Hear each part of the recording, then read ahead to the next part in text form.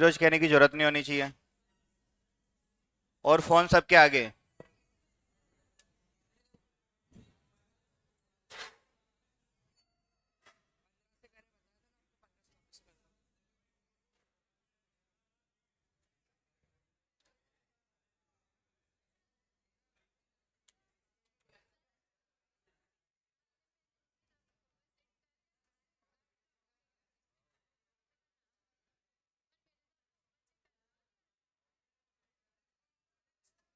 वो उसके आगे मैंने टाइम भी लिखा था कि आप घर पे जाके भेजोगे। उसके लिए उस दिन लिखा था कि घर पे जाके सेंड करोगे आप। अभी देख लूंगा। नहीं, मैं खुद काटूंगा।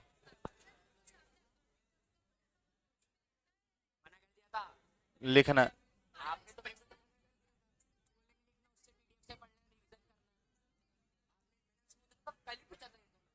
मैंने बोला जिन्होंने लिखा वो लिख लो, जो नहीं लिखा पीडीएफ से पढ़ लो।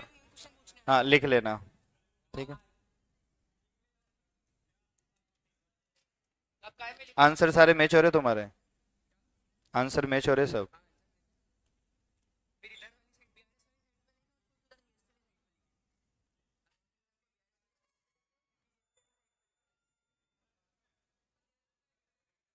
नोटबुक में।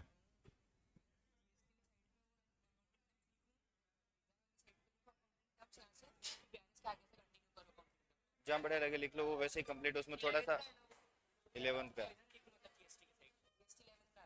हाँ।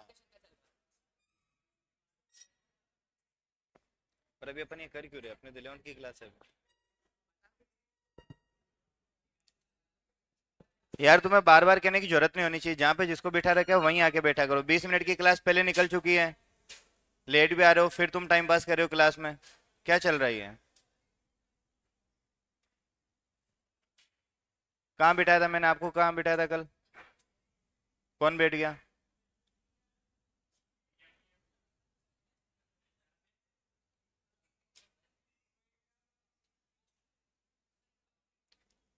तुम्हारे पास कौन था कल। अच्छा। एक ही थे या दो थे।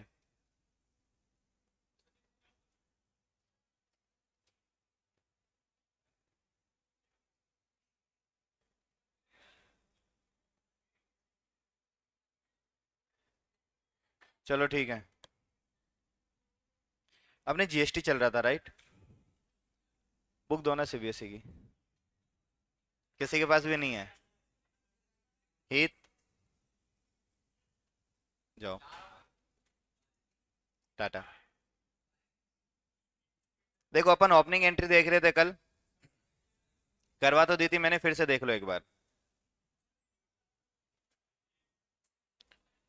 ये बैलेंस शीट है अपने पास।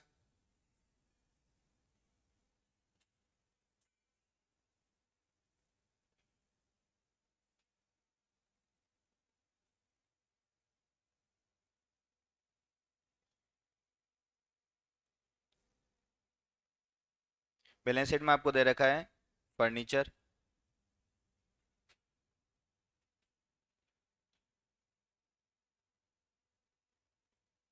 थोड़ा अच्छे से लिख देता हूँ।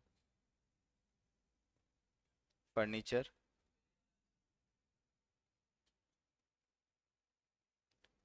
प्लांट।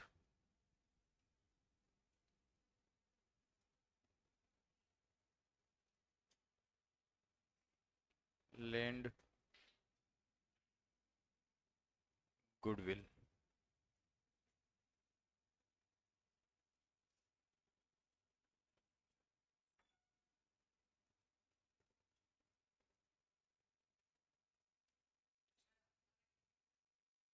कहाँ थी। अच्छा, हो सकता है मैं रख दिया बाहर। नहीं, एक्चुअली मुझे लानी थी, मैंने बैग से निकाली थी, मुझे लगा पता नहीं कहाँ रह गई। 18, 19, 20, 21, 22।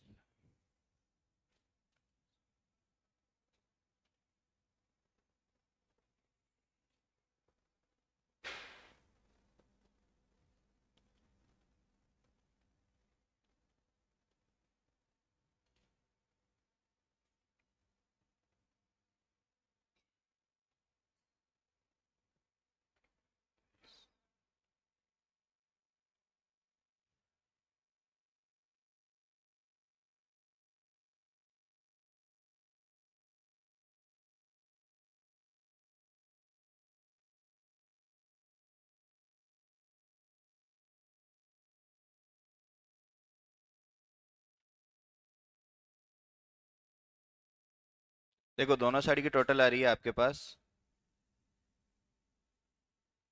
25 लाख।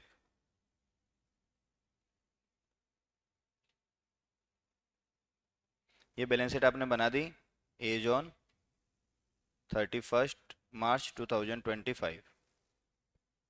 ठीक है। अब आपको इसकी ओपनिंग एंट्री पास करनी है। तो क्या करोगे, कल क्या बताया मैंने?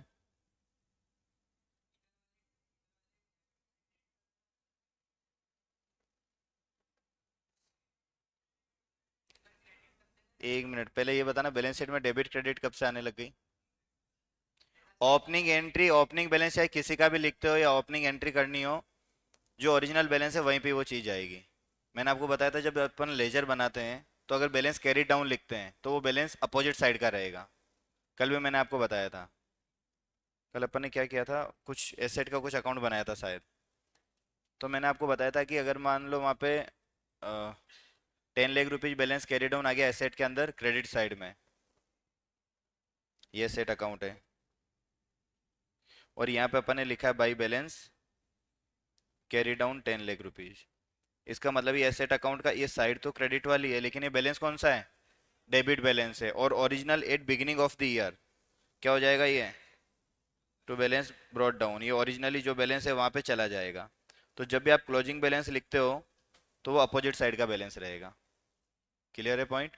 तो यहाँ पे देखो आपको एसेट दे रखी है बैलेंस शीट के अंदर, सॉरी बैलेंस शीट के अंदर एसेट और लाइबिलिटी कैपिटल सारी चीजें जो दे रखी है।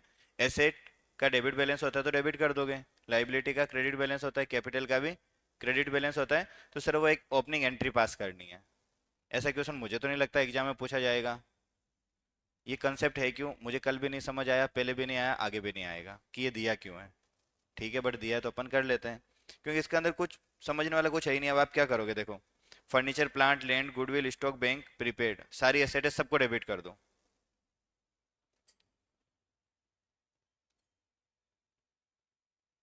यार इतनी मेहनत क्यों करनी, इसको कॉपी पेस्ट करते ना यहाँ से।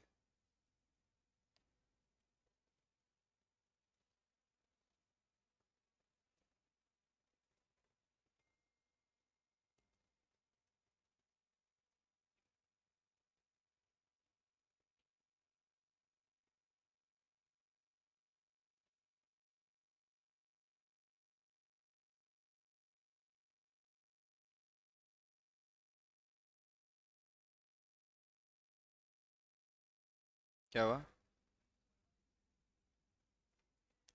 उसके लिए तुम्हें अभी 5-6 साल लगेंगे।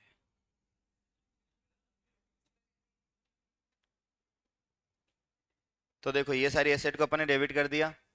देखो यहाँ पे लिख लेना, थोड़ा सा और मेहनत अपन कर लेते हैं।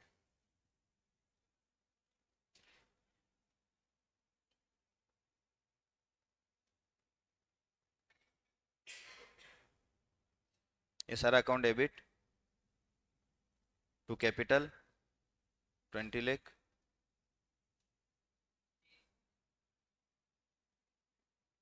टू डेप्ट 5 लाख, टू प्रोविजन 3 लाख, और टू आउटस्टैंडिंग। ये तुम्हारा एक कंसेप्ट और कंप्लीट हो गया।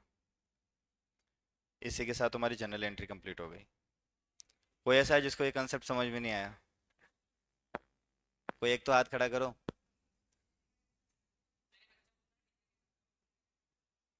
मैं पूछना चाह रहा हूँ किसको समझ नहीं आया। मतलब आज अपना रेशियो 100% एक ही बार में सबको समझ आ गया। आगे बढ़े। तो जनरल वाला चैप्टर खत्म हो चुका है, क्वेश्चन सारे होमवर्क में है। ठीक है।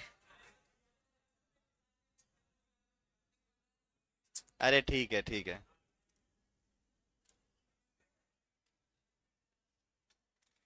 मतलब तुमसे ज्यादा हम प्रताड़ित होते थे, पता है, पूरे दिन में 10-10 20-20 क्वेश्चन मिलते थे। हमें जाने को खाने को टाइम नहीं मिलता था। अरे एक मिनट, श्री ने जवाब दिया है। श्री,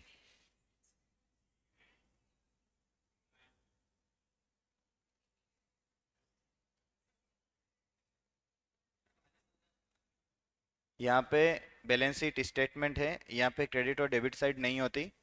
ये एक स्टेटमेंट है, तो सारी एसेट को अपन डेबिट कर देंगे, सारी लाइबिलिटी को अपन और कैपिटल को क्रेडिट कर देंगे। आपने कोशिश अच्छी करी, लेकिन अकाउंट होता तो अपन डेबिट क्रेडिट यूज करते, लेकिन स्टेटमेंट में साइड यूज नहीं होएगी।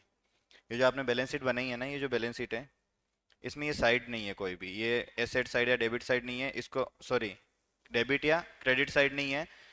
आपकी एसेट और लाइबिलिटी साइड आएगी इसमें, और लाइबिलिटी में कैपिटल और लाइबिलिटीज आएगी। ठीक है, कैपिटल आपकी इंटरनल लाइबिलिटी है, और बाकी जो अदर लाइबिलिटी बचती है वो सारी आपकी एक्सटर्नल लाइबिलिटीज है। ठीक है, चलो तो इसी के साथ अपना जनरल वाला चैप्टर कंप्लीट हो गया। कुछ तो करना चाहिए ना।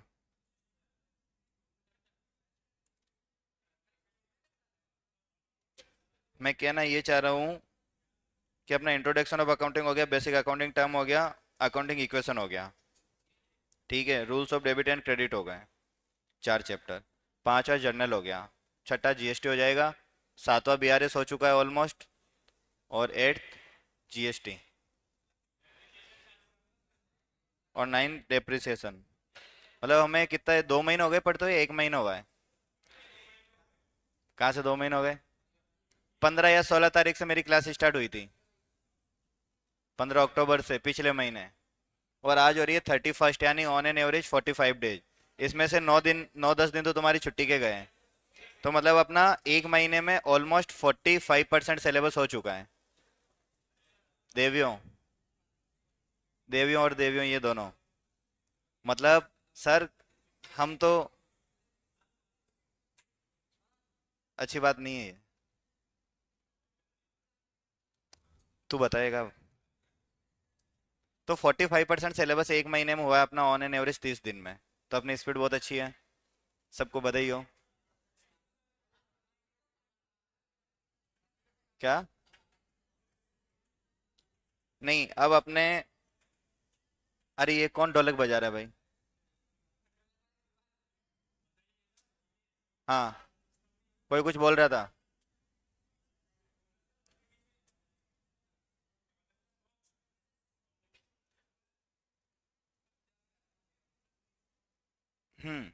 तो अपने 9 चैप्टर तो हो चुके हैं। Introduction of accounting, basic accounting terms 2 chapter, accounting equation 3, BRS 4।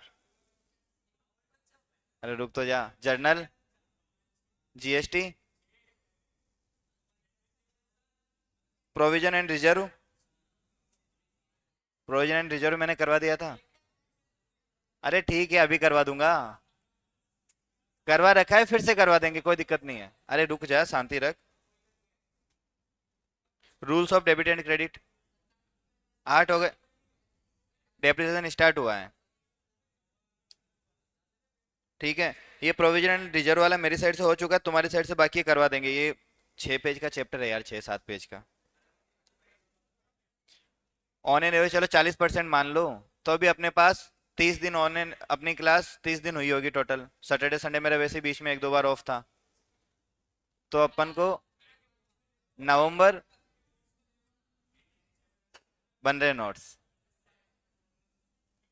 तो अरे अब मेरे को बोलने दो भाई, क्या पंचायती चल रही है इधर। 40% प्लस सिलेबस अपना हो गया है। नवंबर में अपन टारगेट रखेंगे कि 15 दिसंबर तक सिलेबस कंप्लीट हो जाए। किस? 15 दिसंबर, नवंबर में भी कंप्लीट कर सकते हैं, कोई दिक्कत नहीं है। पर तुम्हारी जो हालत बीआरएस की हो रही है उसके हिसाब से देखते हुए, पर यार एक चीज बताओ, अगर तुम्हारा सिलेबस नवंबर में कंप्लीट हो जाए, ऑनलाइन वाले अपनी राय प्रस्तुत करें यहाँ पे। अगर नवंबर में सिलेबस कंप्लीट हो जाता है तो क्या दिक्कत है, दिसंबर में अपन अच्छे से रिवाइज करेंगे, जनवरी में फिर से रिवाइज करेंगे। फाउंडेशन का भी तो पढ़ना है ना। जिनकी रैंक आती है ना सीए के अंदर, किसी का भी इंटरव्यू ओपन करके देखना, वो 6-6 बार रिवीजन करते हैं, 6 बार रिवीजन। अगर आप सीए, अरे बस, पंचायत, अगर आपको सीए के अंदर, एक मैं आपको बता देता हूँ रूल, कि आपको अगर एक ही बार में फाउंडेशन निकालनी हो, इंटर फाइनल, एटलीस्ट 3 बार आप अगर रिवीजन कर लोगे ना, आपको दुनिया की कोई ताकत फेल, सॉरी, पास होने से नहीं बचा सकती। ठीक है, 3 से कम अगर किसी ने किया तो फिर वो आपको अटेम्प्ट दिलवा के करवा देंगे। मतलब 3 रिवीजन आप या तो सीधा करके एग्जाम दे दो तो एक ही बार में पास। और अगर किसी ने 3 बार से कम रिवीजन किया, क्योंकि एक्चुअली पर्सनल एक्सपीरियंस बता रहा हूँ मैं, मैंने भी एक बार एक रिवीजन करके एग्जाम दिया, इंस्टीट्यूट बोला नहीं अभी मजा नहीं आया, 2 बार और करो। फिर मैंने दूसरी बार 2 रिवीजन करके एग्जाम दिए। ठीक है। नहीं, फिर मैं पास हो गया। तो ऐसे यार हो गया, बस सीए बन गया ना, क्या अटेम्प्ट नहीं पूछते। तुम अभी सीए में आए आए नहीं हो, अभी फाउंडेशन करो फिर पता चलेगा। तो 3 रिवीजन आपको करने। ऑनलाइन किसी ने अपनी राय दी है, हाँ सर नवंबर में ही करेंगे, बिकॉज हमारी एग्जाम भी है 11th की, तो रिवीजन भी करना जरूरी रहेगा। जिसने भी राय दी अपनी बहुत सही दी है, अब कौन है क्या करना तुझे मतलब इससे। आगे बढ़े। फाइनल के दोनों ग्रुप एक साथ दिए हैं। मेरी दास्तान बहुत लंबी है। मैंने बिना बिना कोचिंग के। अरे नहीं रहने दो, तुम रोने लग जाओगे।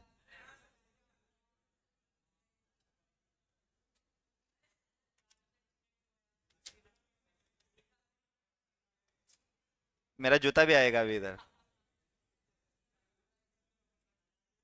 तुमने जर्नल एंट्री।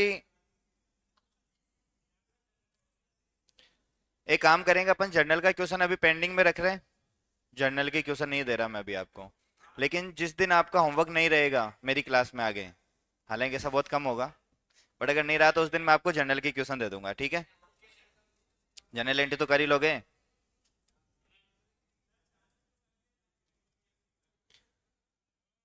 देखो लेजर वाला चैप्टर भी बहुत छोटा है। लेजर खत्म हो गया। चलो जीएसटी पे आते हैं। Yes, GST. आज अपन जीएसटी भी खत्म करेंगे। ऐसे खत्म होने चाहिए 2-2 चैप्टर एक क्लास में। सबसे पहले दे रखा है मीनिंग ऑफ जीएसटी। अब अगर कोई पंचायती करता हुआ दिखा और थोड़ी सी भी आवाज आई, सुहानी और अंबिका स्पेशली तुम दोनों की, इसीलिए कहते हैं शारीरिक रूप के साथ मानसिक रूप से भी क्लास में रहो आप। हिंदी समझ में आई। जीएसटी का मीनिंग क्या है अपन पढ़ चुके। ऑब्जेक्टिव ऑफ जीएसटी बता चुका हूं मैं आपको, एग्जाम्पल लेके सारी चीजें। ऑब्जेक्टिव्स हो गए, ये तो मैंने आपको करवा भी दिया था ना, थ्योरी इसी से करवाई थी जीएसटी।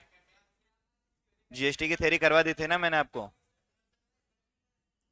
इसके बाद अपन कैटेगरी ऑफ जीएसटी मैंने आपको बता दी थी। इंटर स्टेट सप्लाई हो गई, इंटर स्टेट सप्लाई हो गई, लेवी चार्जिंग ऑफ जीएसटी ये भी हो गया था, अकाउंटिंग एंट्री ऑफ जीएसटी ये भी हो गया था। जीएसटी में तो कुछ बचा ही नहीं। फिर से करवा दे एक बार, चलो फिर से रिवीजन करते हैं एक बार जीएसटी का, थोड़ा धीरे धीरे।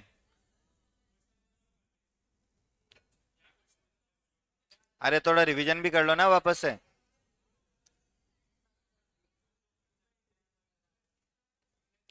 इधर इधर देखो, रिवीजन करते हैं एक बार जीएसटी का ना।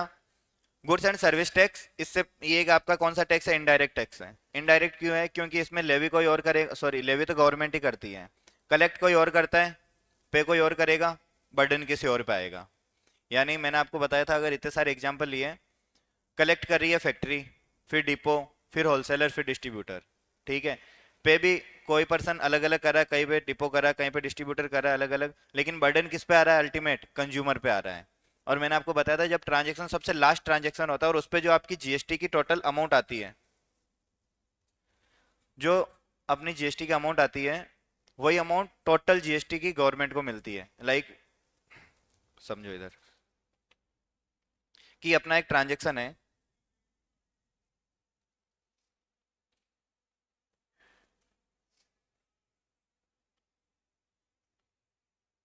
कोई ट्रांजेक्शन है, इसके अंदर क्या किया अपन ने,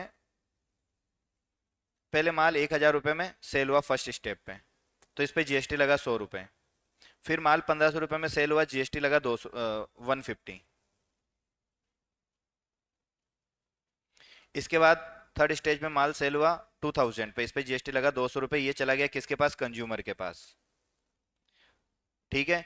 ये 100 रुपए गवर्नमेंट को चले गए, पता है ना ये।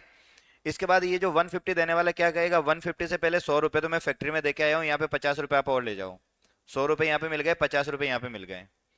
ये वाला क्या कहेगा, 200 रुपए टोटल जीएसटी कलेक्ट किया, 150 पहले देके आया हूँ, 50 रुपए और ले जाओ। तो टोटल गवर्नमेंट को कितने मिल गए, 200 रुपए। कंज्यूमर ने भी कितना जीएसटी बियर किया, 200 रुपए। जीएसटी पूरा बर्डन किस पे आया, कंज्यूमर पे, 200 रुपए। कलेक्ट किसने किया, गवर्नमेंट ने। पे किसने किया, फैक्ट्री, डिपो, कंज्यूमर, या फिर ये जो रिटेलर जो भी रहेगा। तो इसका मतलब बर्डन किसी और पे, पेमेंट कोई और कर रहा है, कलेक्ट कोई और कर रहा है। देखो कलेक्ट ये 3 लोग कर रहे हैं, पेमेंट भी ये 3 लोग कर रहे हैं, बर्डन इस पे आ रहा है। तो देखो कोई लिंक है ही नहीं आपस में। लिंक का मतलब डायरेक्ट रिलेशन किसी का नहीं है। जैसे इनकम टैक्स में होता है, जितनी इनकम जिसने अर्न करी उसी पे टैक्स देना रहेगा। तो इनडायरेक्ट टैक्स इसको इसीलिए बोलते हैं क्योंकि यहाँ पे भी कोई और करता है, बर्डन भी किसी और पे आता है, और कलेक्ट भी कोई और करता है। समझ में आ गया। तो जीएसटी आपका एक इनडायरेक्ट टैक्स है। जीएसटी से पहले जो मेजर सबसे बड़े जो 2 टैक्स चलते थे वो था वेट, वैल्यू एडेड टैक्स, और एक चलता था सर्विस टैक्स। सर्विस टैक्स कौन चार्ज करती थी, सेंट्रल गवर्नमेंट।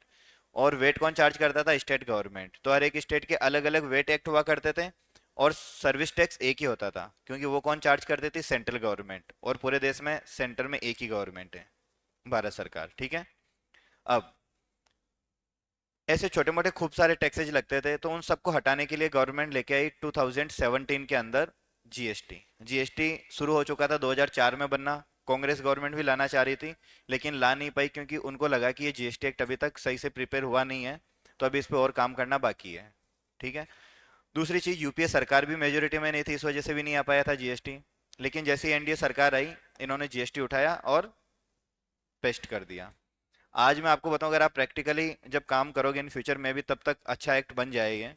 लेकिन आज अगर प्रैक्टिकली जो भी जीएसटी में प्रैक्टिस कर रहे हैं, सबसे ज़्यादा दुखी है।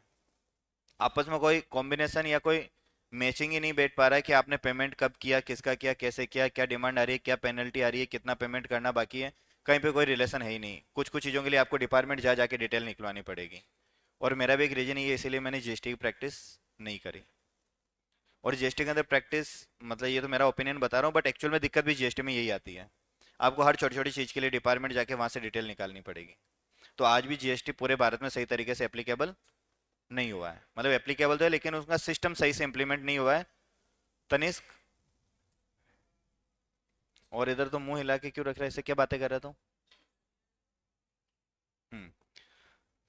तो जीएसटी के बारे में बेसिक अपन का पहले बहुत डिटेल से हो चुका है। अभी अपन एक थोड़ा सा ओवरव्यू लिया है। देन अपना आता है ऑब्जेक्टिव ऑफ जीएसटी क्या है, जीएसटी लगाने के क्या पर्पस थे, क्यों लगाया जीएसटी। तो सबसे पहले लिखा है development common nation market by having one indirect tax. तो पहले अलग अलग टैक्स होते थे। मैंने आपको वेट का एग्जांपल दिया था। राजस्थान में वेट कुछ और है, गुजरात में कुछ और है, मध्य प्रदेश में कुछ और है, महाराष्ट्र में कुछ और है। इसका लाइव एग्जांपल आप देखोगे, पेट्रोल की प्राइस देखो, राजस्थान में 105 रुपए लीटर या 104 रुपए, यहाँ पे 107 रुपए है। रीजन बिंग, यहाँ पे वेट ज्यादा लगा रखा है। दूसरा था अपने पास removing cascading effect of indirect tax. Cascading effect का मतलब आपने कहीं पे टैक्स पे किया, तो उस टैक्स की अगर आपको क्रेडिट नहीं मिलेगी तो वो टैक्स आपका क्या बन जाएगा, कॉस्ट बन जाएगा। तो आप वापस टैक्स पे टैक्स लगाओगे। जैसे ये वाला अपन ने एग्जांपल लिया था, इसमें सोचो कि अगर 100 की मुझे अगर क्रेडिट नहीं मिल रही होती, तो ये मुझे सेल कितने में करता, 1600 में। 1600 पे फिर टैक्स लगता, फिर आगे ये माल आता, ये 2000 वाला फिर कितने में सेल करता, 2200 या 2300 रुपए में। तो इसका मतलब कास्केडिंग इफेक्ट। तो टैक्स पे टैक्स लग रहा, क्योंकि पहले 100 रुपए इसकी कॉस्ट में शामिल हो गया, फिर उस पर टैक्स लगा, फिर जो 150 है जो और टैक्स बनता है एक्स्ट्रा, वो और कॉस्ट में शामिल होगा, फिर उस पर और टैक्स लगता। तो कास्केडिंग का मतलब टैक्स ऑन टैक्स। तो कास्केडिंग इफेक्ट भी खत्म हो गया जीएसटी को लाने की वजह से। फिर आता है बिजनेस जो आप कर रहे हो उसको इजी वे के अंदर करना। ठीक है, क्योंकि पहले आपको क्रेडिट नहीं मिल पा रही थी, कास्केडिंग इफेक्ट आ रहे थे, इंटर स्टेट सप्लाई करनी है, बिटवीन द स्टेट्स करना है, तो दिक्कत आ रही थी। तो उन सबको एक कॉमन नेशन बना दिया, कॉमन मार्केट बना दिया, और कॉमन टैक्स बना दिया, और कॉमन रेट आ गई सबकी। तो अब आपको सारी चीज़ें, आप कहीं पे भी फ़ोन लेने जाओ, आपको एक ही रेट मिलेगी जनरली। ऑनलाइन मार्केट में पहले ऐसा होता था कि ऑनलाइन रेटें कुछ और आ रही थी, ऑफलाइन कुछ और आती है, आज भी आती है, लेकिन उसका रीजन कुछ और है। पहले टैक्स की वजह से रेटें कम ज़्यादा हुआ करती थी, आज रीजन ये है अलग। जैसे अभी फ्लिपकार्ट की सेल आती है, अमेजोन की सेल आती है, ये बर्न करते हैं पैसा, जलाते हैं। कैसे जलाते हैं, एक्चुअल में माचिस तीली नहीं लगाते, आपको ऑफर दे दे के, जब आपसे वो, आप जब चीज़ें यहाँ से परचेज करोगे, धीरे धीरे आपको क्या होगी, इनकी आदत हो जाएगी, और ये इतनी आदत हो जाएगी जैसे आपको जियो की आदत हो चुकी है। आज अगर जियो आपको 1000 रुपीज पर मंथ भी लेगा ना, आपको देने पड़ेंगे, क्योंकि वो आपकी मजबूरी, आपकी जरूरत बन चुका है। तो यही काम ये प्लेटफॉर्म करना चाह रहे हैं, अमेजोन वाले और फ्लिपकार्ट वाले। तो अभी आपको जितनी सेल दे दे के जितने भी छोटे मोटे प्लेयर है धीरे धीरे सबको मार्केट से हटा देंगे, फिर बचेंगे राजा ये दो तीन चार ही। तो उसके बाद फिर आपको ये जो कीमत मांगेंगे फ़ोन की रेट 40,000 या 80 में बेचेंगे, खरीदना पड़ेगा। क्यों? क्योंकि मार्केट में कोई है ही नहीं। मतलब ऐसा होगा बहुत सालों बाद, बहुत टाइम लगेगा, बट ऐसी चीज़ें कहीं ना कहीं तो चलेगी। आज आप जेप्टो या कहीं से भी ऑर्डर करते हो तो धीरे धीरे आपको आदत ऐसी हो गई, फिर ये धीरे धीरे करेंगे कि हम 100 रुपये डिलीवरी चार्ज ले रहे हैं। आपको यार ठीक है ना, कौन जाएगा, पेट्रोल जलेगा, अपन 100 रुपये में यहीं पे ही इन्हीं से ही ले लेते हैं।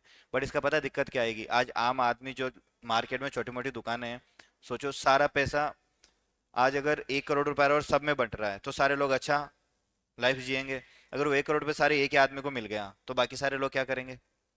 वही जेप्टो और इनके साथ हो रहा है कि आज सारी चीजें आप वहां से ऑनलाइन से मंगाओगे तो जो नॉर्मल दुकानदार है वो क्या करेंगे?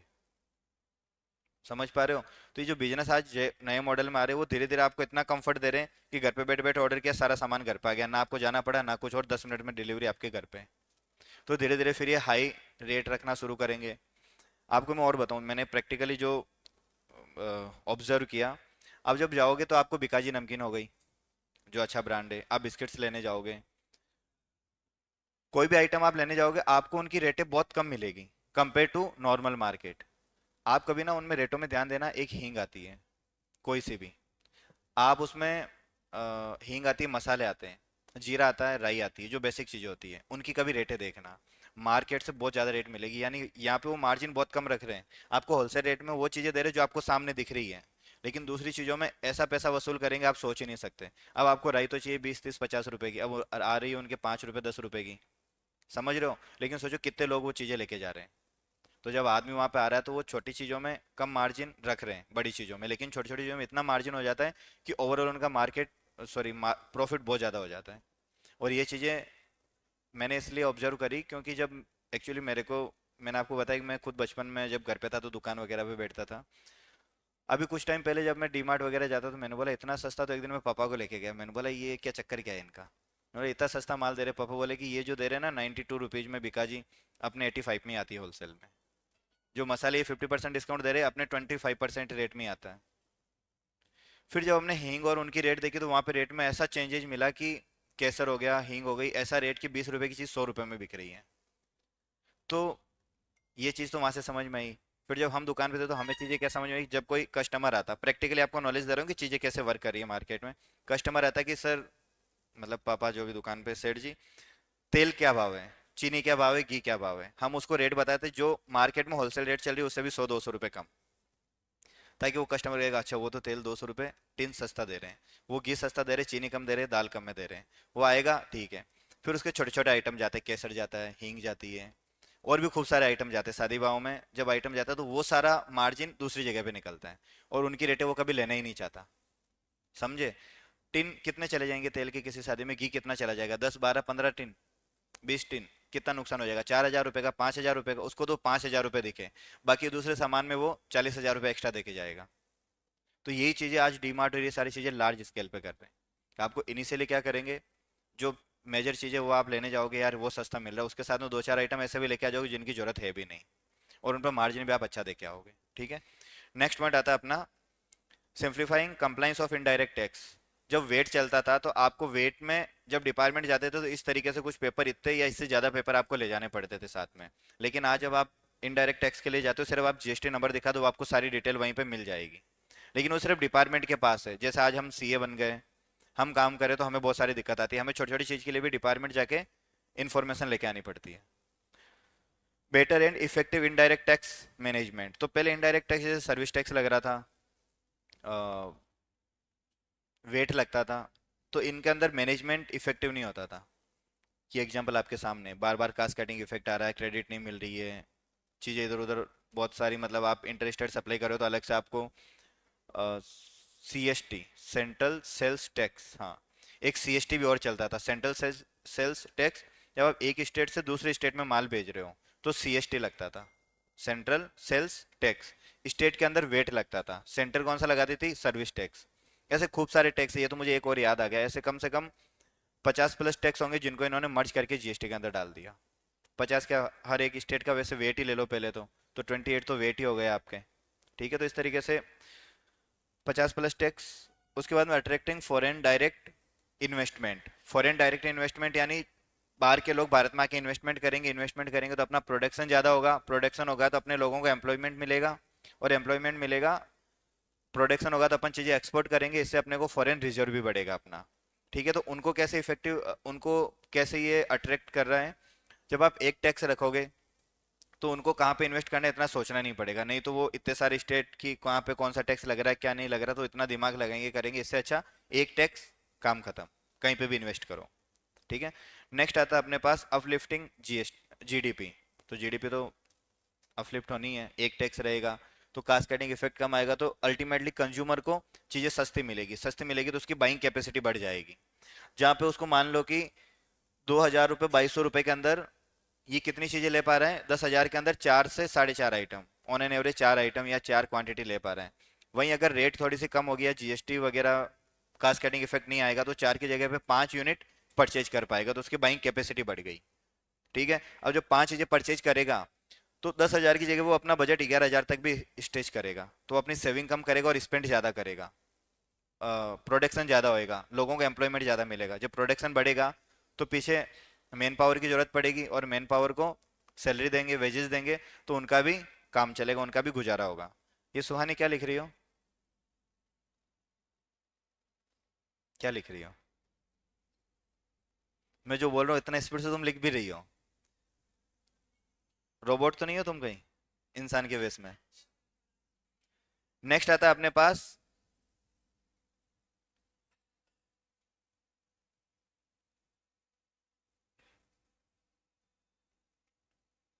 यहाँ पे लिखा है इरेडिकेटिंग केस इकोनॉमी। फोन सबके इधर ही है क्या? मैं ही कर लेता हूँ गूगल। इरेडिकेटिंग का मतलब क्या है, कोई बताएगा? Eradicating, eradicating.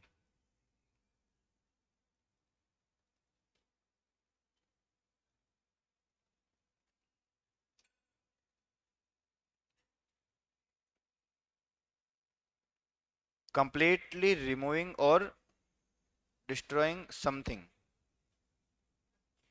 हम्म, इन्होंने लिखा इरेडिकेटिंग केस इकोनॉमी, इरेडिकेटिंग यानी इरेज करना, यानी केस इकोनॉमी का पूरा इन्होंने इरेज कर दिया। और अगर आप देखोगे, मैं एक रिप्लाई बताता हूँ आपको, प्रैक्टिकल इसका एग्जांपल, कि इसका जो इस ये कर रहे थे इरेडिकेटिंग केस इकोनॉमी, इससे इन्होंने क्या किया एक्चुअल में।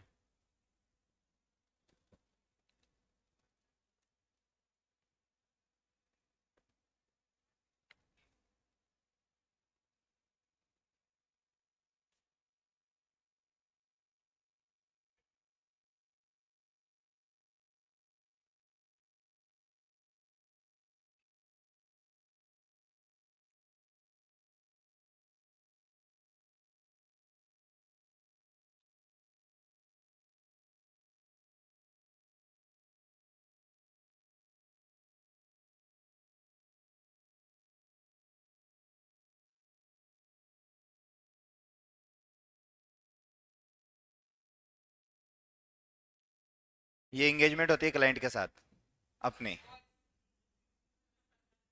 कि हम जो काम कर रहे हैं वो क्या काम करेंगे, engagement for handling assessment proceeding under, जो भी इनका नोटिस आता है। छोड़ो ये काम का, मुझे जो चीज़ दिखानी वो ढूंढने दो, 1 मिनट रुक जाओ। अच्छा, इसमें फेस दिख गई क्या?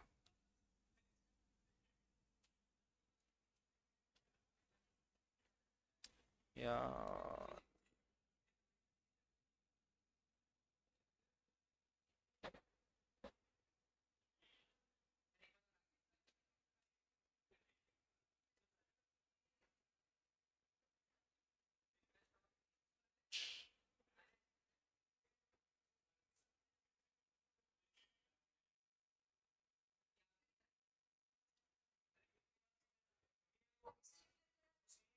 तो तुझे क्या लग रहा है, मैंने 12-13 महीने काम किया, यही काम करते थे सुबह से शाम तक पूरे दिन? क्या? तू रात को कितने बजे मैसेज करता है मेरे को? इसको रात को 12-1-2 बजे मेरे को मैसेज करने सोचते, सर क्या कर रहे हो? तो मैं यही काम कर रहा होता हूँ उस टाइम, ठीक है। यार मिल नहीं पा रहा है मुझे। एक नोटिस आया था किसी क्लाइंट के, सुन लो, एक क्लाइंट आया था, क्या हुआ, एक क्लाइंट का, सॉरी, एक नोटिस आया था किसी क्लाइंट के। उसमें लिखा हुआ था कि सर आपके पास ना 7 करोड़ रुपए आपके खाते में जमा है। वो रिसेंटली केस है, अभी कल उसी का ही रिप्लाई बना रहा था मैं, अब पता नहीं यहाँ पे अपलोड क्यों नहीं हुआ। एक मिनट, है, इसको हटाने दो।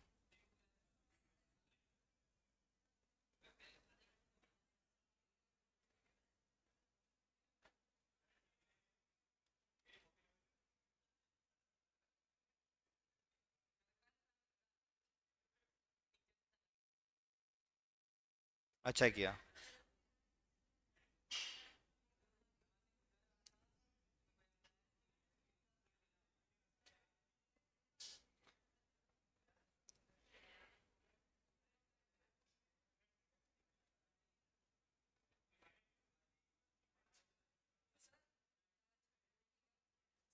क्या?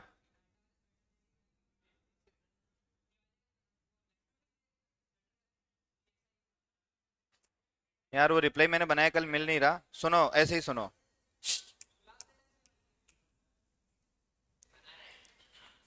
तेरे को तो बहुत सारी चीजों की जरूरत है का, सुन लो। इरेडिकेटिंग केस इकोनॉमी, इन्होंने क्या किया यहाँ पे, कैश इकोनॉमी को इरेडिकेट करने का मतलब जो भी कैश ट्रांजैक्शन हो रहे हैं उन सबको हटा दो। यानी मार्केट में आपने देखा होगा जब बीजेपी गवर्नमेंट आई तो उन्होंने सबसे ज्यादा फोकस दिया था हर एक पर्सन का बैंक में अकाउंट हो। फिर ये यूपीआई लेके आए, और यूपीआई वाला सिस्टम ऐसा चला कि इंटरनेशनली भी आप अगर यूएस में देखोगे, चाइना में देखोगे, तो इंडिया का जो यूपीआई सिस्टम है इतना इजी किसी का भी नहीं है। इतना आसानी से आप किसी को पेमेंट ट्रांसफर कर दो, खट से क्यूआर स्कैन और पेमेंट कर दो। इवन कई सारे फॉरेनर भी यहाँ पे आए और इन्होंने वीडियो भी बना के लेके गए कि इंडिया के अंदर एक छोटे से छोटा ठेले वाला या दुकान वाला भी क्यूआर स्कैनर रख रहा है, सीधा उसके खाते से बैंक से ट्रांजेक्शन हो रहा है। आपने अगर सुना हो केस, जब कुंभ का मेला लगा था, महाकुंभ, तब एक बोट वाले के पास नोटिस आया इनकम टैक्स का, कितने ही 100 करोड़ रुपए का, कि आपके पास इतना कैश डिपॉजिट कैसे हुआ। अब वो जो बोट वगैरह कर रहा है, इनकम टैक्स में ये प्रोविजन ही नहीं है इनकम टैक्स में कि बोट वगैरह का बिजनेस और ऐसा कुछ इनका, जो नॉर्मल बोटिंग वगैरह करवाते हैं। वो एक पूरी फैमिली थी और उनके करोड़ रुपए के ट्रांजेक्शन खाते में हुए। अगर ये केस इकोनॉमी होती, यानी सारे ट्रांजेक्शन कैश में होते, तो पता ही नहीं चलता कि कितने ट्रांजेक्शन हुए और कितने गए।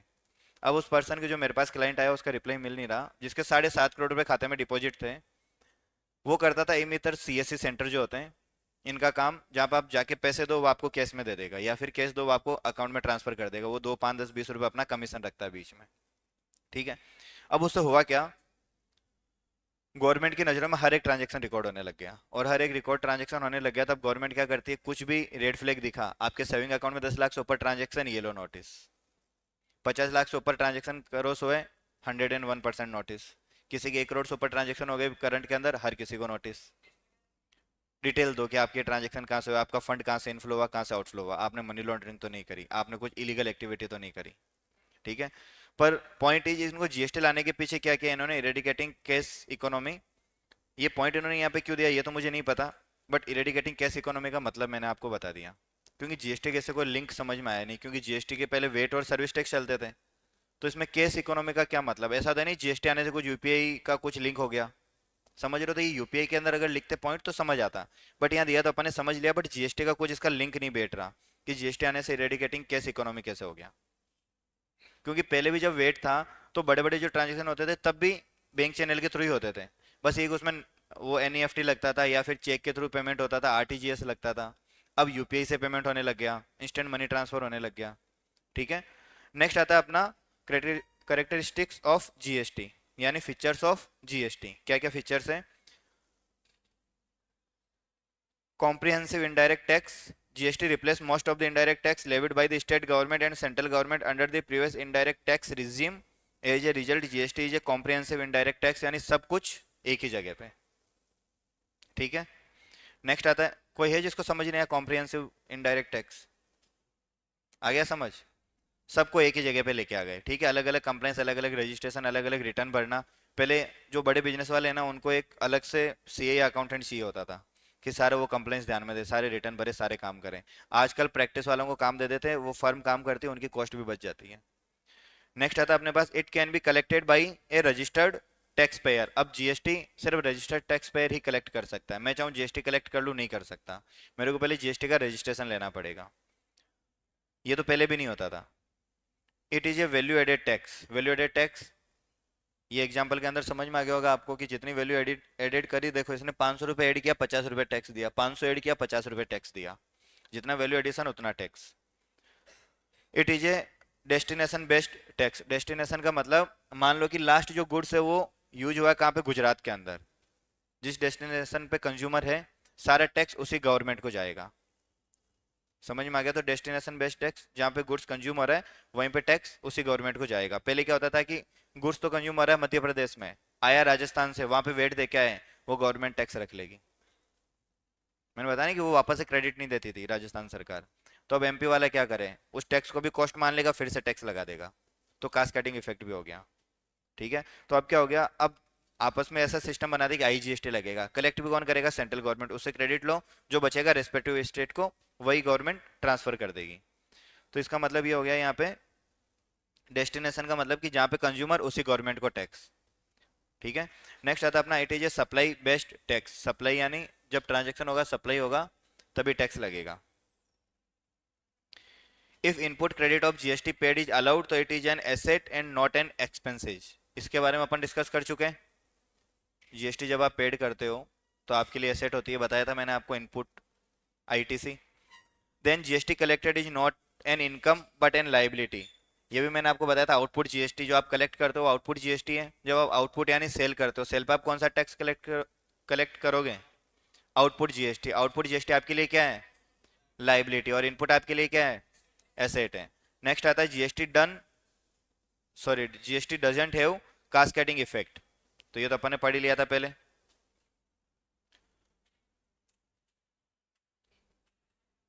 अब देखो जीएसटी लगने के लिए ना, बेसिक मतलब आपके काम नहीं आएगा, बट सुन लो, for intra state that is within the state supply of goods and services और both if business is in non hill area. Non hill area यानी नॉर्मल, जैसे अपना ये जगह हो गई इंदौर वगैरह, यहाँ पे ग्रोस टर्नओवर सप्लाई का 40 लाख रुपए, और सर्विस का केस में 20 लाख, यानी नाटा अगर 20 लाख रुपए से ऊपर टर्नओवर क्रॉस करती है साल का, तो उनको जीएसटी लेना मैंडेटरी है। ठीक है, और अगर कोई गुड्स, आपने देखा होगा नॉर्मली दुकान वाले जीएसटी नहीं लेके रखते, मार्केट में जब जाओगे तो जनरल जो दुकानें हैं, स्टोर है, वो कोई भी जीएसटी नहीं लेके रखते, क्योंकि उनका टर्नओवर 40 लाख क्रॉस होता ही नहीं है, और होता भी है तो फिर कैश इकोनॉमी होता है जो रिकॉर्ड में जाता भी नहीं है। ठीक है,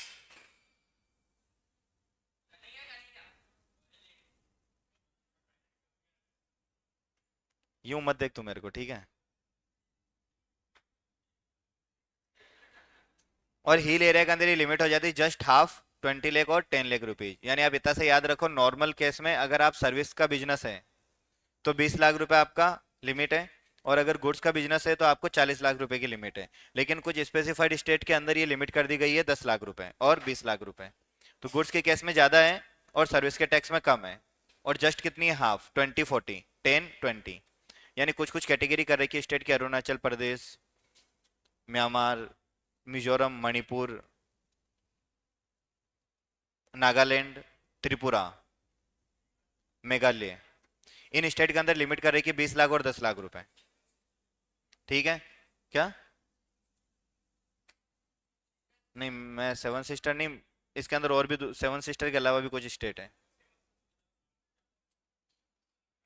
अच्छा, पर मेरी क्लास 2 है, टेंशन मत लो, इसलिए तो शांति से बैठा हूं मैं।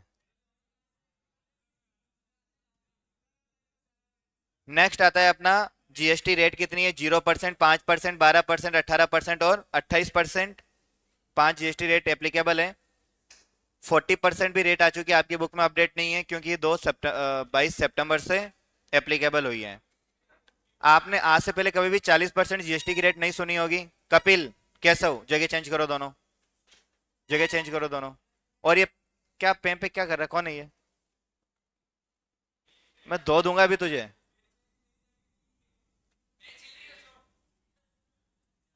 अरे केशव, कपिल, ये भोग लगा लेना थोड़ी देर बाद में। जीएसटी की रेट आपने 40% पहले कभी नहीं सुनी होगी, बाहर निकाल दूंगा क्लास से मैं अब। आपने 40% रेट पहले कभी नहीं सुनी होगी, लेकिन 40% की जीएसटी रेट 2017 में ही आ गई थी, लेकिन कुछ भी गुड्स उसमें क्लासिफाई नहीं किए हुए थे। 22 सितंबर 2025 से फर्स्ट टाइम इन्होंने इंट्रोड्यूस कराई 40% रेट के अंदर कुछ गुड्स की लिस्ट, जिसके अंदर आता है कार जिनका इंजन 1500 सीसी और 1200 सीसी से ज्यादा है और लेंथ 486 मीटर से ज्यादा। कुछ काम का नहीं है, छोड़ो आगे बढ़ते हैं। नेक्स्ट आता है अपना category of GST, CGST, SGST, IGST बात हो चुकी है। हु कैन लेवी और चार्ज जीएसटी। सीजीएसटी सेंटर लगाता है, आईजीएसटी भी सेंटर लगाता है, एसजीएसटी स्टेट लगाता है। इंट्रा स्टेट सप्लाई हो चुका है, जीएसटी ऑन इंट्रा स्टेट भी हो चुका है। इंटर स्टेट आईजीएसटी लगता है, इंट्रा में सीजीएसटी और एसजीएसटी लगता है।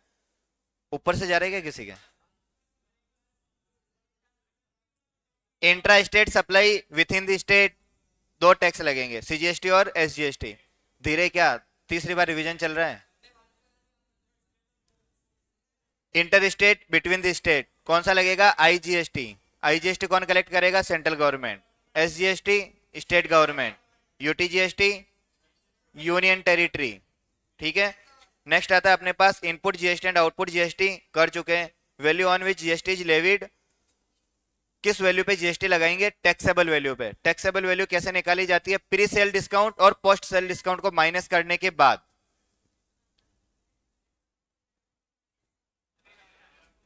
प्री सेल डिस्काउंट और पोस्ट सेल डिस्काउंट को माइनस करने के बाद जो वैल्यू आएगी उसको अपन बोलेंगे taxable value. Pre sale discount यानी trade discount, post sale discount cash discount. Entry किसकी करते हैं? कैश डिस्काउंट के। ठीक है। नेक्स्ट आता है अपने पास, आगे बढ़ते हैं, जनरल एंट्रीज हो चुकी है अपनी। चलो थ्योरी अपनी कंप्लीट हो गई। कुछ भी ब्रेक नहीं, मेरी क्लास ही 45 मिनट की है। नहीं, मेरी क्लास के बाद आधे घंटे का ब्रेक है, मैं बता रहा हूं।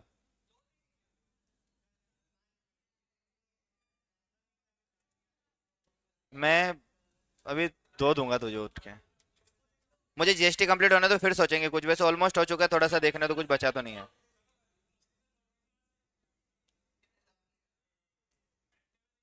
तुम्हारे पास जो टाइम टेबल आया है ना वो रात को 12:30 बजे चेंज हो चुका है वापस से। कोई बात नहीं। चलो कॉन्ग्रेचुलेशंस, आपका जर्नल और जीएसटी दोनों कंप्लीट हो चुका है। ठीक है। इसी के साथ आपको जाते हैं जीएसटी के सारे क्वेश्चन होमवर्क में। अरे भाई 12 तो क्वेश्चन है इसके अंदर। क्वेश्चन देखो कैसा है, ये 12 नंबर क्वेश्चन, ये 11 नंबर क्वेश्चन, ये 10 9 चुन्नू मुन्नू से क्वेश्चन हो रहे बिल्कुल से। और कितने क्वेश्चन कर लिए थे होमवर्क में? 5 4 क्वेश्चन हो गए थे। चलो एक क्वेश्चन दे देता हूं, फिफ्थ करके आ जाना। फिफ्थ कर लोगे ना? ये एक क्वेश्चन है फिफ्थ। ठीक है, ये करके आना है। भाई तुम्हारे पास कल की मेरी क्लास ऑफ है। अरे रुको, ऑनलाइन किसी का कमेंट है सर इतने सारे होमवर्क कैसे करेंगे, जनरल भी जीएसटी भी। जनरल का होमवर्क नहीं दिया है मैंने, सिर्फ जीएसटी का एक क्वेश्चन दिया है आज। तुम अगर चिल्लाओगे मैं जनरल का भी दे दूंगा। करके तो वैसे ही नहीं लेंगे सर, दे दो, नाम और चला जाएगा, क्या फर्क पड़ता है? घर वाले दुखी, आप भी दुखी। जर्नल का होमवर्क नहीं दिया, सिर्फ जीएसटी के अंदर एक क्वेश्चन दे रहा हूं, क्वेश्चन नंबर 5। ठीक है, एक क्वेश्चन करके लाना है, बाकी कुछ कुछ अपन कर लेंगे यहाँ क्लास के अंदर। अब अपनी 11th की क्लास हो गई पूरी, अब पढ़ेंगे अपन आरंभ। कोई ब्रेक नहीं है। क्वेश्चन नंबर 5 का पीडीएफ, अच्छा एक काम करो ना, इस चैप्टर के सारे क्वेश्चन की पीडीएफ बना के भेजो मेरे को। कौन भेजेगा? आजा हित, ये ले तेरा फोन, ले पीडीएफ बना और भेज मेरे को। देखो मैं आपको मेरी क्लास देख लेता हूँ सच में है या नहीं है। यार बाहर कोई सर थोड़ी आए हैं।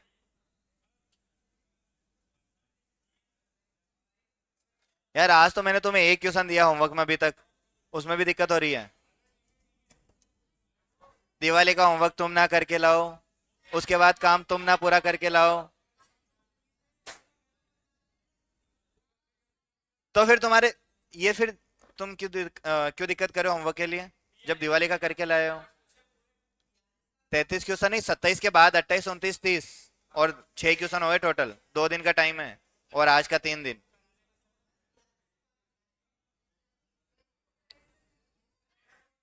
मैं तुम्हें बताऊं होमवर्क कैसे देते, देखे बताऊं होमवर्क? अभी तक तो कुछ दिया नहीं, उसमें इतने नाटक। 6-7 क्वेश्चन में इतनी दिक्कत है। कॉपी तुम मेंटेन सही से नहीं कर रहे, टाइम पास तुम्हारी चल रही है। आपकी इच्छा, अगर अलग अलग बनाओगे तो आपके लिए बेनिफिशियल है। अगर एक नोटबुक बना रहे हो तो फिर सिस्टमेटिक बनाना, कि नोट्स जहाँ लिखे आपको पता चले कि यहाँ नोट्स लिखे हुए हैं और यहाँ क्वेश्चन है। क्या लेक्चर? अरे वो उसमें व्हाट्सअप नहीं चल रही, देख रहा हूँ।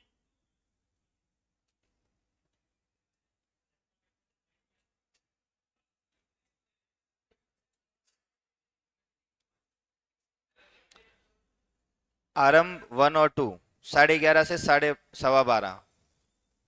Account by Sunil sir. मेरी क्लास है ना। 12:15 से 1:15। Account by Mayank sir. आज आपके अकाउंट ही अकाउंट रहेगी, ठीक है। 1:15 से 1 अभी भी अकाउंट है। मेरी क्लास 5 मिनट जल्दी छोड़ दूंगा बस। अभी तुम जाओगे 1:42, आओगे 12:15। अच्छा यहीं बैठ रहे हो कि कोई बाहर नहीं जाएगा? 5 मिनट का ब्रेक है। हाँ फोन ले लो। क्लास से बाहर कोई नहीं जाएगा। हाँ जाओ करो। लेके आ। हाँ।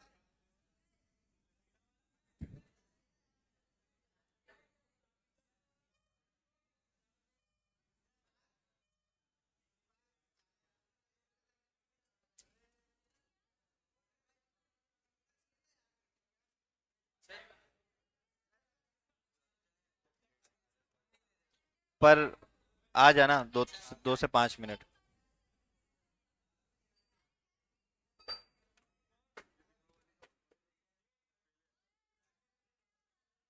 ये क्वेश्चन सही है, ये क्या पता है? तुम कचरा साथ में क्यों करते हो? मैंने जब बोला कि जीएसटी अलग से चलनी चाहिए, बीआरएस अलग से। होमवर्क का मतलब ये थोड़ी कि सारी क्वेश्चन एक साथ करके लाओगे। इस बार क्या, अभी तो यही ज्ञान दे रहा था, क्लास में कहाँ रहते हो तुम?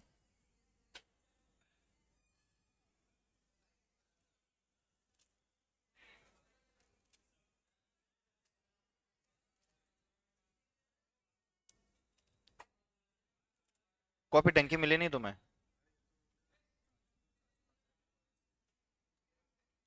तुम्हारे घर पे बात कराना एक बार मेरे को, मैं बोलता हूँ उनको कॉपी लाने के लिए।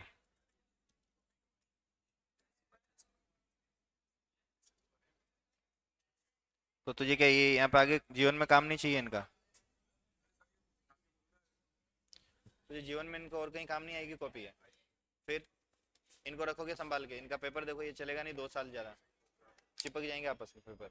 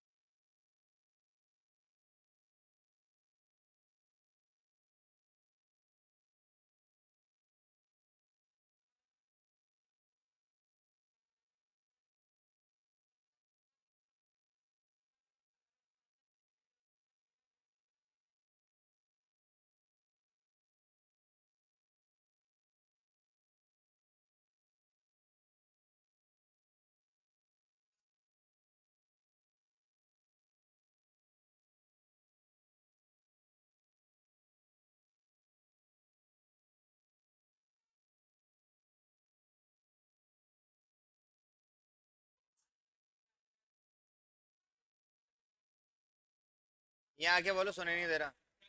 यहाँ आके बोलो क्या बोलना है।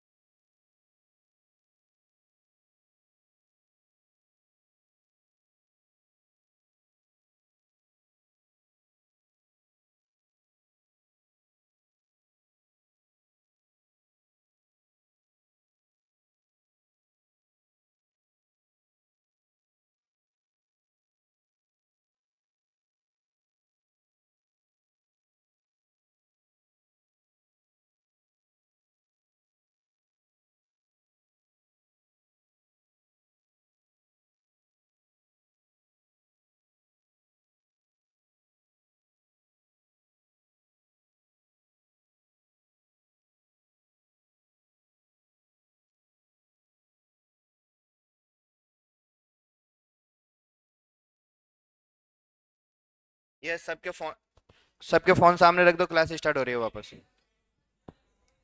अरे 6 मिनट हो गए, 1 मिनट एक्स्ट्रा जल्दी। बीआरएस। अरे कोई 4 मिनट नहीं है, फोन रखो इधर। रख रहे हो या मैं आऊं? फोन आगे। फोन कलेक्ट करके लाना सबके। ये क्या ना, फोन कलेक्ट करके लाओ सबके।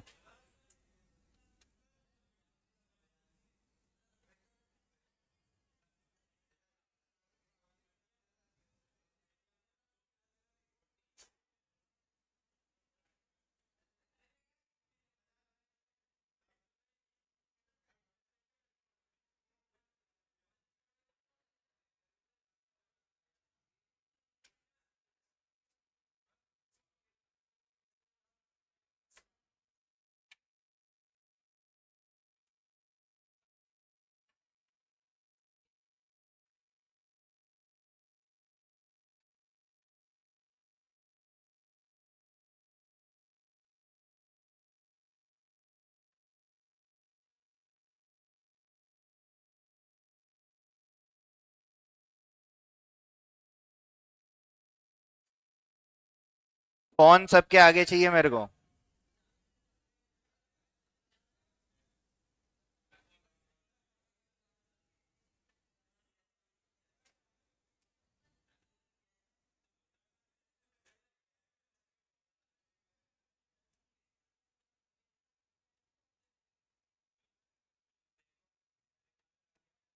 वो गिर गया।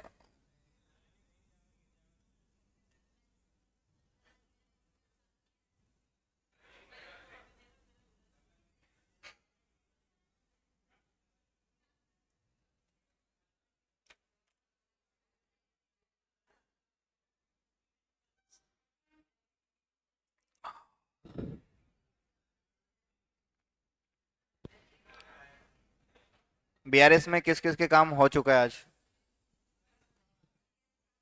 27 क्वेश्चन तक कंप्लीट। कॉपी। नई कॉपी किस किस की मेंटेन होगी प्रॉपर? हाँ हाँ, मैं ऐसे ही पूछ रहा हूँ। अरे मुझे पता तो चले आज किस किस की हो चुकी है। हाँ तुम्हारा होमवर्क लेके आना दिवाली का पहले तो। तुम्हारा होगी दोनों की कॉपी मेंटेन। बीआरएस हो गया कंप्लीट।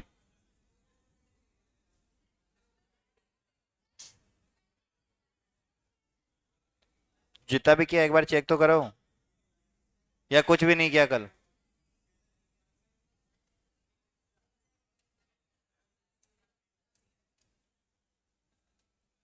रुको रुको। नहीं नहीं वो तो ठीक है, ये क्या है? अच्छा ओके। ये अकाउंट की कॉपी है पूरी। ठीक है गुड।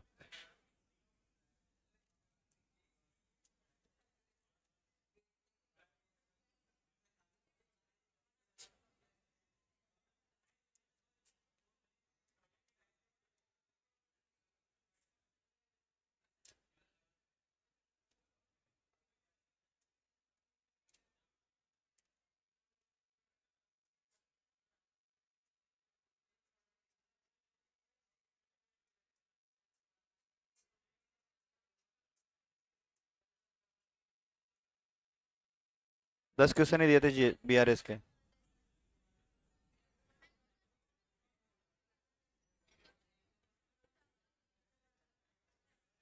ये कतई एक्सपेक्टेड वो एक्सेप्टेबल नहीं है। ये काम है ही नहीं सही से, ये इस तरीके से कर क्या हो गए? अरे ये किसके प्लस माइनस किए हैं? ऐसे करोगे होमवर्क?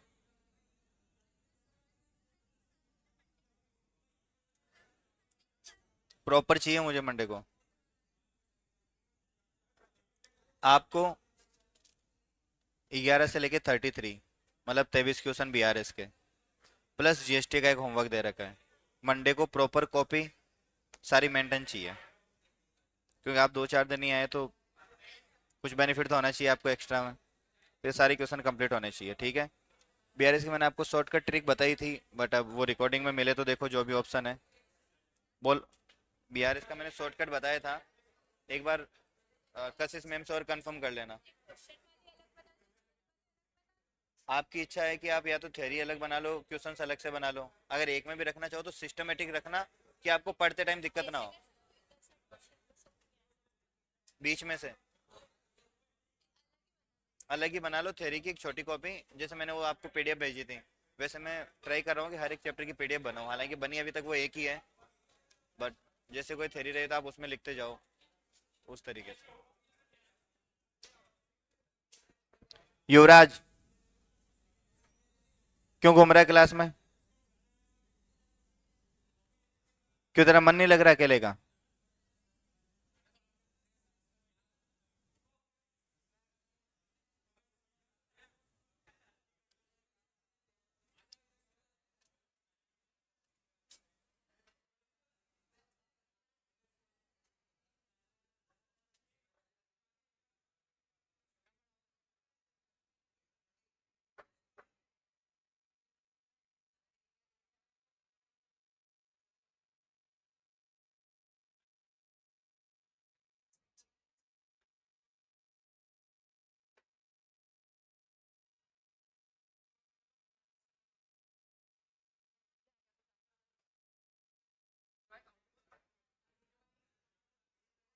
ये इसमें तो आ ही नहीं रहा, वहां कैसे आ रहा है?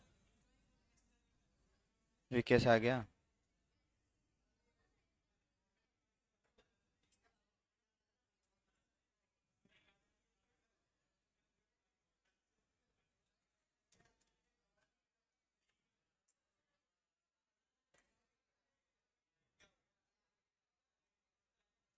यार ये क्या टाइम पास है?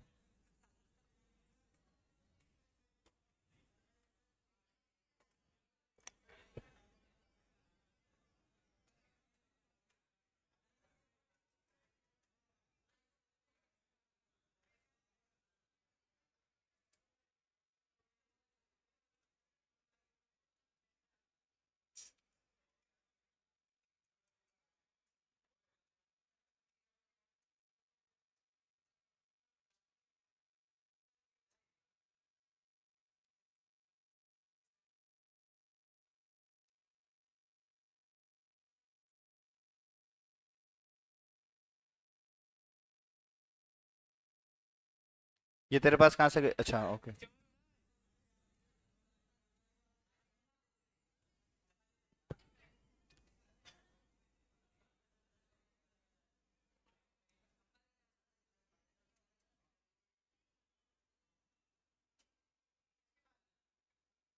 इसको भगाना वहां से, इधर आपने सीट पे।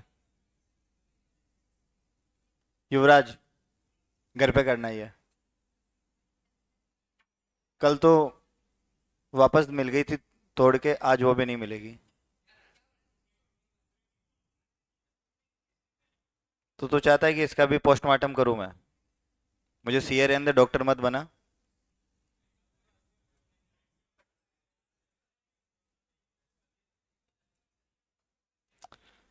चलो बीआरएस कंप्लीट।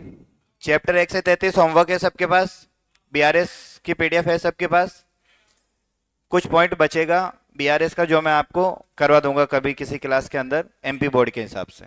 पहले ये रहे, यहाँ पे क्या दिक्कतें आ रही है वो कंप्लीट हो, उसके बाद अपन उस पॉइंट पे मूव करेंगे। छोटा सा पॉइंट है, कुछ ज़्यादा उसमें डिफिकल्टीज आएगी नहीं। ठीक है, नेक्स्ट चैप्टर, नया चैप्टर स्टार्ट करेंगे अपन।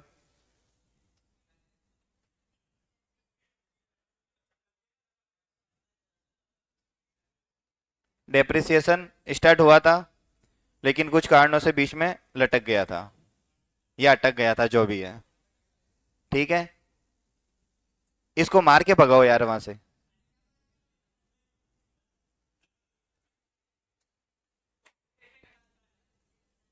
एक बार कहती समझ आ जाना चाहिए, सीट पे होना चाहिए।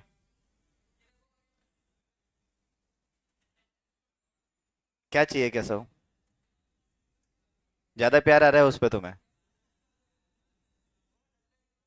इतनी कितनी इंपॉर्टेंट बात थी, इतनी क्या इंपॉर्टेंस देनी उसको डेप्रिसिएशन से ज्यादा? पढ़ ले में थोड़ा सा, 15 मिनट की क्लास बची है अपनी। Depreciation, yes. यहाँ से सुन लो सही से, फिर इंग्लिश में यही सुनोगे तुम घर पे जाके, क्या ही मतलब। क्लास किस किस को आ रही है रिकॉर्डिंग, और वो इंग्लिश में कन्वर्ट होके किस किस को आ रही है? सबको इंग्लिश में कन्वर्ट होके आती है। तो उनको बोलना आपको ना लिंक भेज देंगे वो ओरिजिनल रिकॉर्डिंग का। कशिश मैम से बोलना ओरिजिनल रिकॉर्डिंग का लिंक शेयर करवा देंगे वो।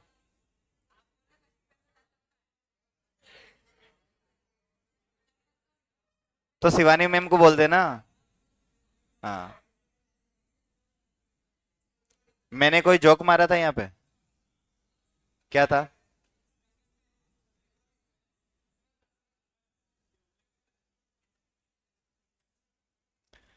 हाँ भाई बताओ, डेप्रिसिएशन क्या होता है?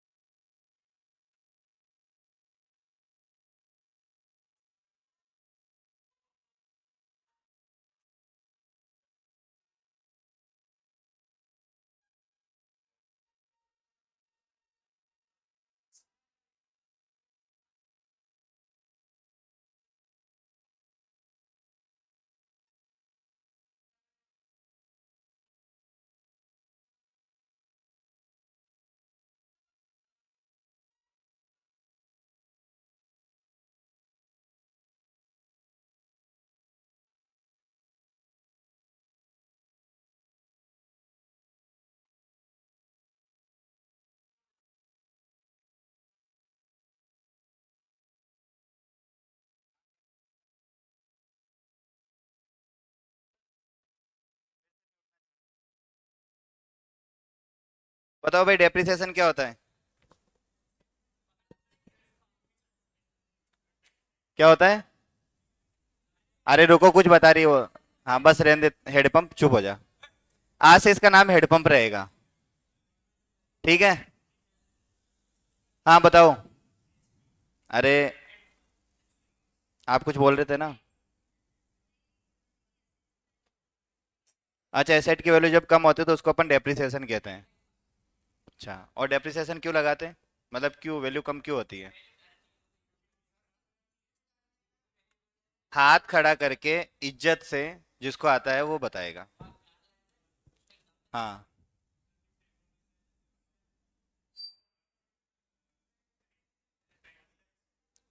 वियर एंड टीयर हो गया टाइम के साथ, हाँ, और?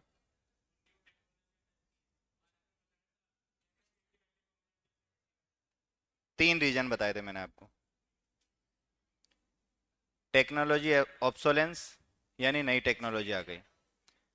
एक्सीडेंट। और दूसरा आप जैसे वियर एंड टीयर करोगे, और तीसरा कोई एक्सीडेंटल कुछ डैमेज हो गया एसेट के अंदर, ठीक है, तो उसको अपन बोलेंगे डेप्रिसिएशन। डेप्रिसिएशन आपके लिए क्या प्रॉफिट या लॉस? नहीं लिखाऊंगा। डेप्रिसिएशन क्या है? कैसा लॉस? रेवेन्यू या कैपिटल? रेवेन्यू नेचर का लॉस है। नॉन कैश या फिर कैश नेचर का? क्योंकि एक्चुअल में इसमें कोई कैश का फ्लो नहीं होता। ओके। ऑपरेटिंग या नॉन ऑपरेटिंग? कोई ऐसा है जिसको यही समझ में नहीं आ रहा ऑपरेटिंग क्या होता है, नॉन ऑपरेटिंग क्या होता है? कोई भी है ऐसा? ऑपरेटिंग यानी जो बिजनेस के ऑपरेशन से रिलेटेड है, और नॉन ऑपरेटिंग जो बिजनेस के ऑपरेशन में हेल्प नहीं करे, जैसे आपका इन्वेस्टमेंट हो गया, जैसे आपके पास लोन आ रहा है, डेप्ट आ रहा है। और ट्वेल्थ वालों, तुम्हें तो शर्म आनी चाहिए। तुम अभी पढ़ के आए हो इन्वेस्टिंग फाइनेंशियल। तुमने बोला किसी ने नॉन ऑपरेटिंग ऑपरेटिंग? हाँ, तो डेप्रिसिएशन कैसा खर्चा है बताओ? Non operating. Non operating. कौन कौन है नॉन ऑपरेटिंग वाले? कौन कौन है ऑपरेटिंग वाले? और जो बीच वाले जिनके हाथ खड़ा नहीं है? सुहानी। क्या है उधर? वहां पे क्या है? कुछ ऐसा दिख रहा है तुम्हारी नोटबुक में? कुछ ऐसा तस्वीर बन के आ रही हो? कुछ जादू टोना तो नहीं कर रही वहां बैठ के? हाँ, तुझे क्या हो गया? तुझे क्या हो गया? मेरे पे नहीं होगा जादू टोना। तू तो खुद जादू टोना लगता है। कपिल, कैसा हो? बताओ। रुको, कन्हैया बताएगा, कन्हैया खड़ा हो जा। डेप्रिसिएशन कैसा एक्सपेंडिचर है? ऑपरेटिंग। ऑपरेटिंग क्यों है?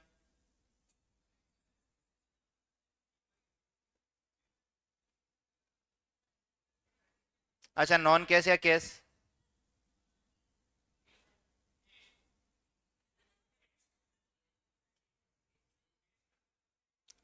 समझ आ गया तुझे क्या लेवल है तेरा?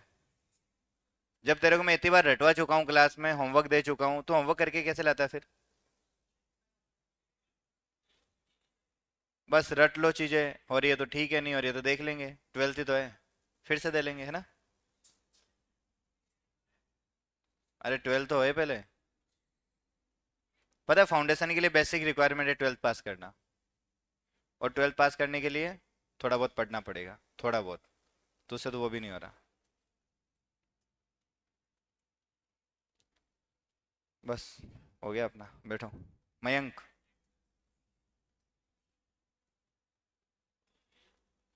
और आपका डेप्रिसिएशन नॉन कैश और ऑपरेटिंग एक्सपेंडिचर है।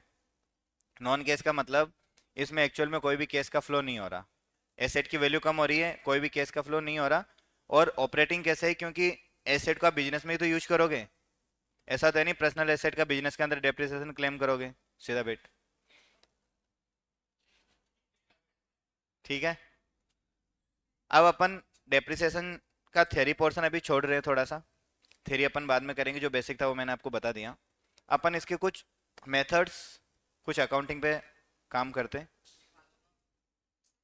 अरे लिखवा दूंगा, रुक तो जा, शांति तो रख। डेप्रिसिएशन के जैसी दो टर्म और होती है, अमोर्टाइजेशन और डेप्रिसिएशन और डिप्लेशन।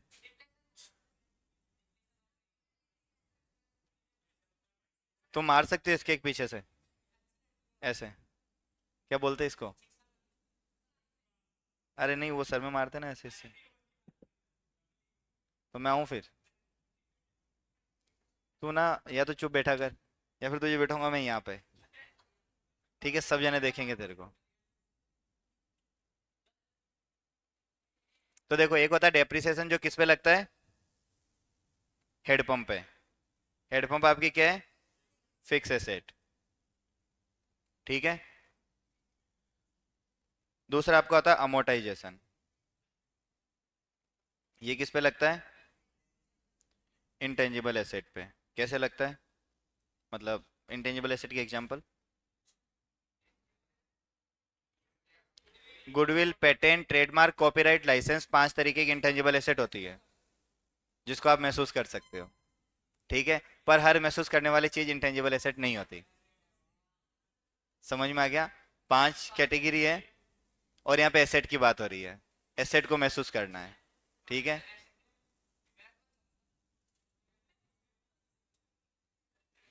नेक्स्ट आता है अपना डिप्लेशन।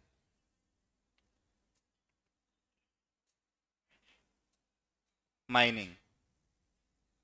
कोई इसको डिप्रेशन मत समझ लेना। बताएगा क्या होता है डिप्लेशन? माइनिंग पे क्यों लगाते हैं, एसेट पे क्यों नहीं? जैसे जैसे माइन से आप चीजें एक्सट्रैक्ट करते जाओगे, उसकी वैल्यूएशन कम होती जाएगी, डिप्लेशन कमी होती जाएगी वहां पे। ठीक है। तो फिर इसको अपन कहेंगे वहां पे डिप्लेशन। तीनों का ट्रीटमेंट एक जैसे होता है, तीनों की अकाउंटिंग सब चीजें एक जैसे। जहाँ पे डेप्रिसिएशन वहाँ पे अमोर्टाइजेशन वर्ड हो जाएगा, तो अपन पूरे चैप्टर में सिर्फ डेप्रिसिएशन ही पढ़ेंगे। नहीं यहाँ पे अमोर्टाइजेशन आएगा, नहीं यहाँ पे डिप्लेशन आएगा। डिप्लेशन तो आपको कहीं मिलेगा भी नहीं। ठीक है।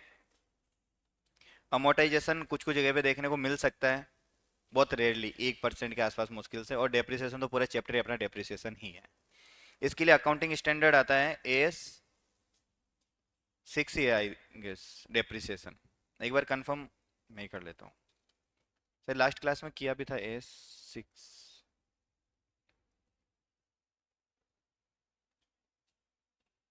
AS 6।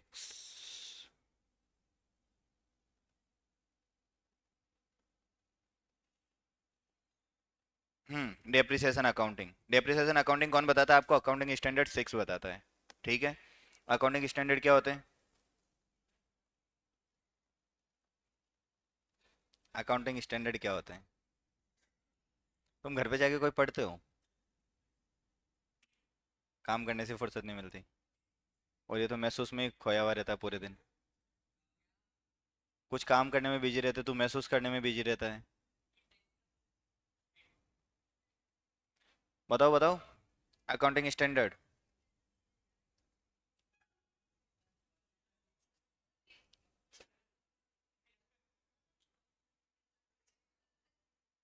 हाँ भाई बताओ। Intangible, sorry, accounting standard. दोनों देवियों। कुछ तोड़ मरोड़ के बता दो। हाँ, तेरी क्लास उधर लगवा दूं, मैं वहां खड़ा हो जाऊं सामने?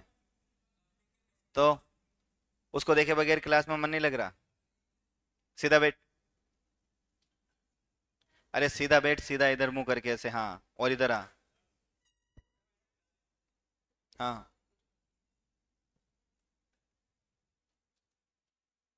हित, हित डर थोड़ा।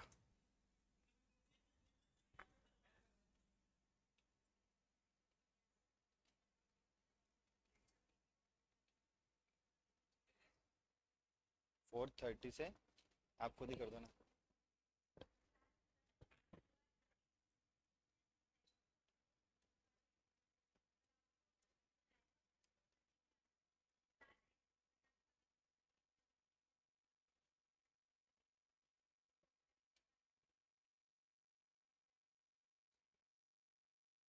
तो इनकी छुट्टी हो जाएगी मतलब?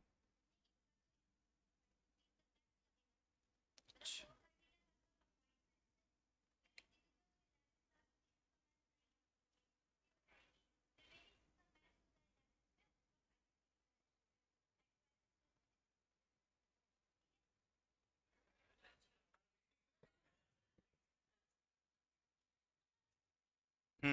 Accounting standard.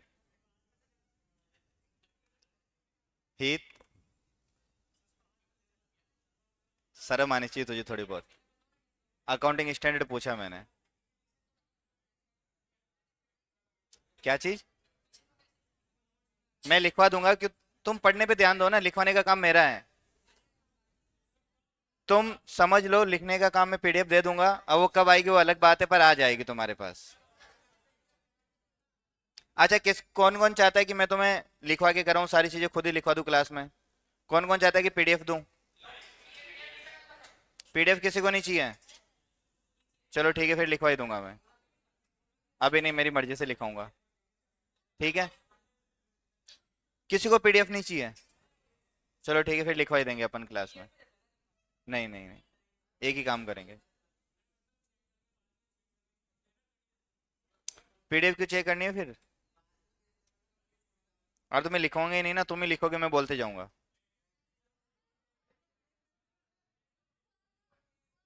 अगर मैं तुम्हें लिखवाऊंगा तो मैं लिख के पीडीएफ भी बना के भेज दूंगा। देखो, या तो सिलेबस कंप्लीट होगा जनवरी के अंदर, या होगा दिसंबर के अंदर, और या होगा नवंबर में। अब अगर मैं तुम्हें बोल के लिखूंगा तो फिर भी चलो समझ में आता है, तुम चाहते हो कि मैं लिखूं, फिर तुम लिखो, फिर तुम पंचायती करो, फिर मैं 4 बार डिस्टर्ब हूं। ऐसा तो हो नहीं पाएगा। मेरे साथ साथ लिखना ही नहीं है ना, मैं इधर लिखूंगा तुम उधर पंचायती करोगे। या तो मैं बोल के लिखाऊंगा या पीडीएफ बना के दूंगा, दो ऑप्शन है।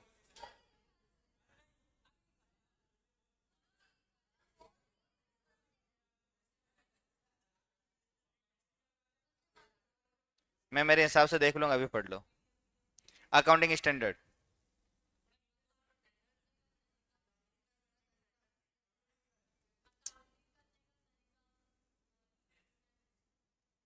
हो गया? बस हाँ, अकाउंटिंग करने का तरीका, अकाउंटिंग स्टैंडर्ड। ओके, और कोई? सेम होगा। 12th वालों, AS3 से पहले कुछ बताया था मैंने? रूल्स एंड रेगुलेशन सारे एक्ट में लिखे जाते हैं, अकाउंटिंग स्टैंडर्ड में नहीं।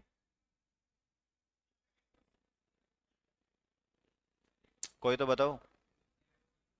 ये एक रिटर्न पॉलिसी डॉक्यूमेंट होता है, याद आ रहा है कुछ? ये राइटिंग में रहेगा। ठीक है। क्या डीड कहाँ पे आ गई? डीड यहाँ पे। अकाउंटिंग स्टैंडर्ड यानी एक return policy document issued by regulatory authority. और रेगुलेटरी अथॉरिटी कौन है? ICAI।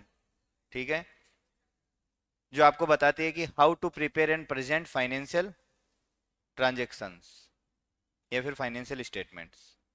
ठीक है, तो आप फाइनेंशियल स्टेटमेंट बनाओगे तो उनको कैसे बनाना है, कैसे उनको प्रेजेंट करना है, तो सारा काम करने का तरीका जो बताएगा वो आपको अकाउंटिंग स्टैंडर्ड बताएंगे।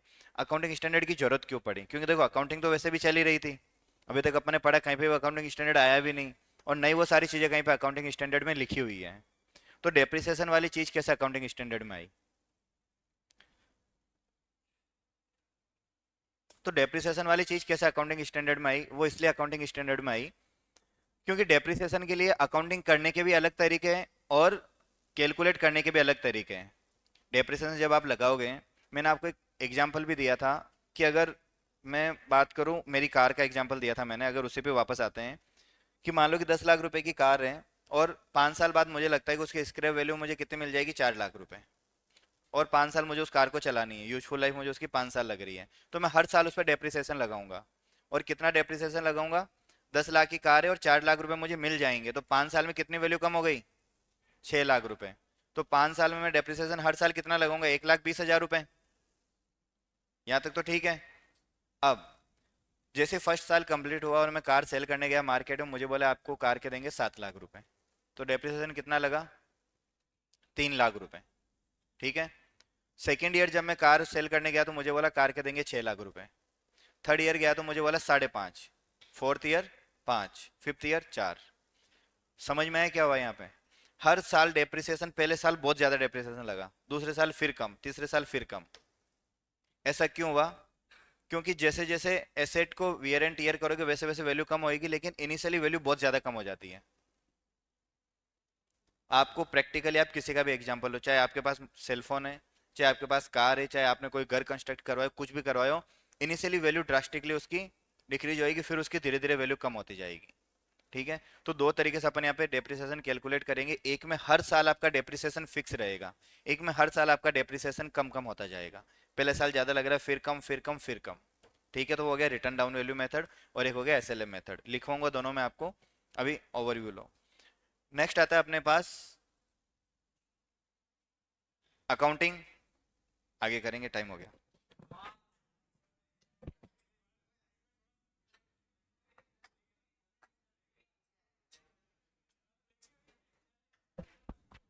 कल मेरी क्लास ऑफ रहेगी, मयंक सर का लेक्चर है नेक्स्ट, और मंडे को सबकी प्रॉपर नोटबुक चाहिए बीआरएस की। उस दिन कोई भी किसी भी बहाने के साथ नहीं चलेगा यहाँ पे कि मेरा ये नहीं हुआ वो नहीं हुआ। अभी तक तुम्हारी लिस्ट मेरे तक ही थी और शिवानी मैम के पास गई है। बीआरएस के कंप्लीट क्वेश्चन चाहिए और जीएसटी का 5th क्वेश्चन तक कंप्लीट चाहिए, क्योंकि कुछ तो तुम्हारा होमवर्क था, 5th मैंने दिया आपको, 3 थे ना, तो फिर 5th तक करके आना है, दोनों क्वेश्चन करके आने जीएसटी के।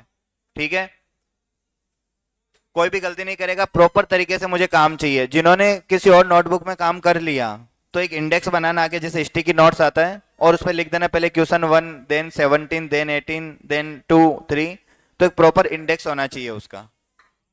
ठीक है।